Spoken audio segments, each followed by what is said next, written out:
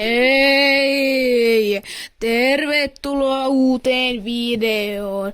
Tässä videossa käsittelemme top 3 pelottavinta terroristia.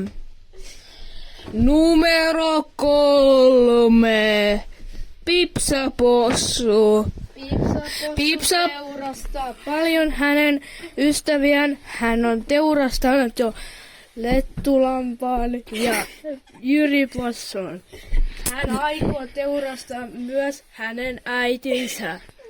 Tämä Pipsapossu on sitten laitettu 30 vuodeksi selien taakse, koska hän ajoi lentokoneella molempia kaksoistorneja päin Amerikassa vuonna 2001.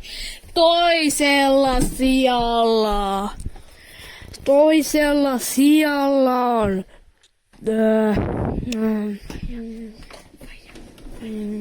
odotas hetki. Pirjo on toisiksi pahin terroristi. Pirjo on paljon pahoinpidennyt ja kidnappannut lapsia. Hän on myös pedofiili ja ilmaisrakennujen kuljettaja. Tämä Pirjo kerran ampui 2-vuotiaista lasta, koska hänellä meni hermot. Ensimmäisenä siellä Siru Hämäläinen. Siru Hämäläinen on ihan vammainen apina. Hän on ampunut puolet Venäjästä ja myös puolet Ukrainasta. Hän aloitti Venäjän ja Ukrainan välisen sodan.